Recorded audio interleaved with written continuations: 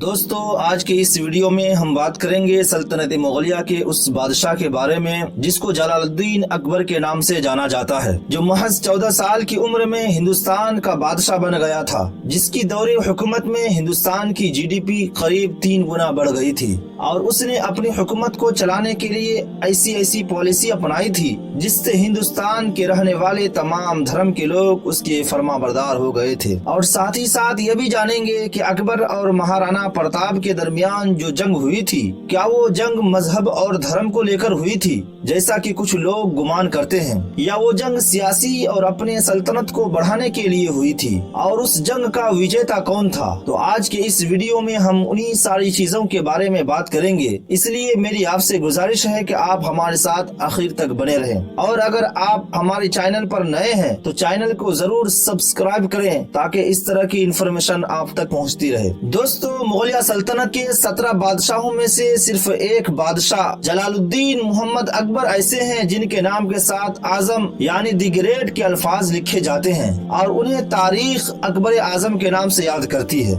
مگر دلچسپ بات یہ ہے کہ اکبر کی پیدائش نہ صرف انتہائی بے کسی کے عالم میں ہوئی بلکہ اس کی تخت نشی بھی دارالحکومت سے بہت دور ہوئی۔ امیر تیمور نے ہندوستان کو تلوار کی زور سے فتح تو کیا، مگر وہ ایک بادل تھا جو کہ گر جا، برسا اور دیکھتے ہی دیکھتے کھل گیا۔ بابر اس کی چوتھی پشت میں پیدا ہوا تھا، 125 برس کے بعد آیا۔ اس نے سلطنت کی باغ بیل ڈالی ہی تھی کہ وہ اس دنیا کو الوداع کہہ گیا۔ بابر کا بیٹا ہمایوں جن دنوں شیر شاہ سوری کے ہاتھوں پریشان تھا، اس نے اپنے بھائی مرزا ہندال کے استاذ کے ایک خاندان کی بیٹی حمیدہ بیگم سے نکاح کر لیا۔ ہمایوں جگہ جگہ پریشان حال گھوم رہا تھا کہ سن 1542 عیسوی میں موجودہ سندھ میں عمرکوٹ کے مقام پر حمیدہ بیگم کے بطن سے ایک بیٹا پیدا ہوا جس کا نام جلال الدین محمد اکبر رکھا گیا۔ کوئی اور مغل بادشاہ ہوتا تو اس وقت دولت کو پانی کی طرح بہاتا، لیکن بے سر و سامان ہمایوں کے پاس خوشی کے اس موقع پر لٹانے کو کچھ نہیں تھا۔ پھر اسے یاد آیا کہ اس کی کمر میں ہرن کا مشک بندھا ہے، چنانچہ اسے نکال کر توڑا اور ذرا ذرا سا مشک تمام لوگوں میں تقسیم کر دیا۔ بے تاج بادشاہ کی زبان سے یہ الفاظ ادا ہو گئے، جس طرح ہرن کی مشک کی خوشبو اپنے ارد گرد کو مہکا دیتی ہے، اسی طرح ایک دن اس بچے کی شہرت تمام دنیا میں پھیل جائے گی۔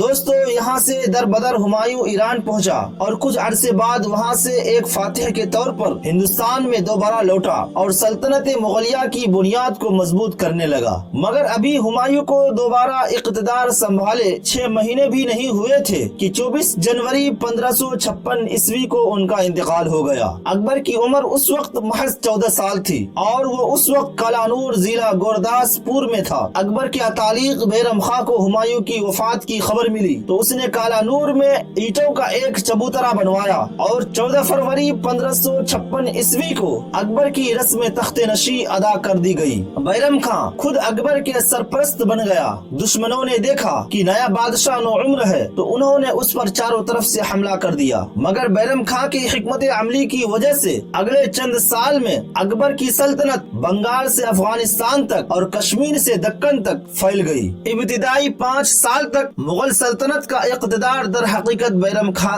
کے ہاتھ میں رہا۔ جب اکبر کی عمر 18 سال کی ہوئی تو ان کے درباریوں نے انہیں مشورہ دیا کہ بیرم خاں کے اثر و رسوخ سے اب آزاد ہو جانا چاہیے۔ اس مشورے پر بیرم خاں نے بغاوت کرنا چاہا تو شاہی فوج نے انہیں شکست دے دی۔ بیرم خاں اکبر کے سامنے قیدی کے طور پر لائے گئے تو اکبر نے انہیں معاف کر دیا اور انہیں حج کرنے کے لیے روانہ کر دیا۔ بیرم خاں حج کے لیے راستے میں ہی تھے کہ کچھ لوگوں نے انہیں قتل کر دیا۔ بیرم خاں کے قتل کے بعد اکبر نے ان کے بیٹے عبد الرحیم کو خانے خاں کا خطاب دے کر اپنے 9 رتنوں میں شامل کر لیا۔ اب اکبر حکومت کرنے کے لیے آزاد تھا، چنانچہ اکبر نے بلا شبہ بڑی فتوحات سے سلطنت کو وسیع اور مضبوط بنایا، اور دوسری طرف اپنی عظیم انتظامی اصلاحات، عقل مندانہ حکمت عملیوں اور شاندار تعمیری کارناموں سے سلطنت مغلیہ کو عظمت بخشی اور سنہری باب کا آغاز کیا۔ چنانچہ اکبر نے 1571 عیسوی میں کابل، 1586 عیسوی میں کشمیر، 1591 عیسوی میں سندھ اور 1595 عیسوی میں بلوچستان اور قندھار، جبکہ 1600 عیسوی میں احمد نگر پر قبضہ کر لیا۔ اس نے سلطنت کو بہتر انتظامات کے لیے 14 صوبوں میں تقسیم کیا۔ راجہ ٹوڈرمل جو چونیا کا ایک بہت بڑا ماہر حسابیات تھا، اس کے ذریعے سے تمام ملک کے علاقوں کی پیمائش کروائی۔ یہ بعد میں لاہور کا گورنر بنا اور 1579 عیسوی میں وفات پا کر لاہور میں دفن ہو گیا۔ دوستو، تاریخی حوالوں کے مطابق اکبر ابتدا میں تو راسخ العقیدہ مسلمان تھا، لیکن بعد میں کچھ اپنی ناخواندگی کی وجہ سے اور کچھ سیاسی مصلحتوں کی پیش نظر حقیقی دین سے دور ہو گیا اور اسلامی اسکالر یعنی اسلامی عالموں سے بیزار ہو گیا۔ اور 1581 عیسوی میں اکبر نے اپنا ایک نیا دین توحید الہی کے نام سے قائم کیا۔ اس کے تحت پہلا عقیدہ خدا ایک ہے، دوسرا عقیدہ شہنشاہ اکبر اس دنیا میں خدا کا نائب ہے۔ دین میں دوسری حیثیت عقیدہ رسالت کو ختم کر دیا گیا۔ اس دین کے اہم احکامات یہ تھے کہ بیعت کے لیے ماتھے پر تلک لگا کر اتوار کی دوپہر کو پگڑی ہاتھ میں پکڑے بادشاہ کے دربار میں حاضر ہونا اور اس سے پگڑی بندھوانا اور اللہ اکبر والا تمغہ پانا، سلام کا طریقہ اللہ اکبر کہنا اور جواب میں جل جلالہ کہنا، زندگی کے دوران ہی اپنی رسم 40واں ادا کرنا، دعوت کرنا، یوم ولادت یعنی برتھ ڈے دھوم دھام سے منانا، مردے کے دفن کے لیے پہلے اس کے گلے میں کچا اناج اور پتھر باندھ کر اسے دریا میں ڈالنا تاکہ اس کے گناہ دھل جائیں، لاش پھول جانے پر اسے جلانا یا دفن کرنا، لیکن اس طرح کہ سر مشرق اور پاؤں مغرب کی طرف ہو۔ عام حالات میں بھی اس طرح نیند کے لیے سویا جائے۔ گوشت کا کھانا ممنوع قرار دے دیا گیا تھا۔ بوڑھی اور باج عورت مجامعت کے لیے ناجائز تھی اور شادی کی کم سے کم عمر لڑکے کی 16 سال اور لڑکی کی 14 سال تھی اور منگنی کے لیے بھی کم سے کم 12 سال کی عمر تھی۔ اذان اور باجماعت نماز پر پابندی تھی۔ سجدہ صرف بادشاہ کے لیے تھا۔ روزہ پر پابندی، حج غیر ضروری اور عیدین کی نمازیں ختم کر دی گئی تھی۔ مساجد کے دروازوں پر غیر مسلم چوکیدار متعین کر دیے گئے تھے۔ بہت ساری مسجدوں میں تالا لگوا دیا یا استبل بنا دیا گیا تھا اور عید کے بجائے جشن نوروز کو سرکاری تہوار قرار دے دیا گیا تھا۔ محمد اور احمد ناموں پر پابندی لگا دی گئی تھی۔ خود بھی اکبر نے اپنے نام سے محمد خارج کر دیا تھا۔ دوستو، غیر مسلم مورخین اکبر کی تعریف کرتے ہوئے اور اس کے اقدامات کو ہندو مسلم اتحاد کی کوشش قرار دیتے ہیں، لیکن صرف چند افراد ہی اپنی مجبوریوں اور لالچ کے باعث اس دین الہی کا حصہ بنے، حتیٰ کہ رانا مان سنگھ نے بھی اسے قبول نہ کیا اور کہا کہ میں بادشاہ کا وفادار ملازم ہوں، اگر وہ چاہے تو میں اس پر جان قربان کرنے کو تیار ہوں، اگر وہ حکم دے تو میں ہندو مت چھوڑ کر اسلام قبول کرنے کو تیار ہوں، لیکن میرے نزدیک اس ملک میں مذاہب دو ہی ہیں، ایک ہندو مت اور دوسرا اسلام۔ بادشاہ کا حلقہ ادارت کوئی مذہب نہیں ہے۔ لیکن اب سوال یہ پیدا ہوتا ہے کہ اکبر کو اس نئے دین کی ضرورت کیوں پیش آئی؟ تو اس کا جواب یہ ہے کہ اکبر نے اپنے اس اقدام کے ذریعے مذہب کی بنیاد پر پیدا ہونے والے مسائل سے بچنے کی کوشش کی تھی، مگر دین الہی کی اجرا کے بعد وہ بزرگان دین کی نظروں میں ایک ناپسندیدہ شخصیت قرار پا گئے۔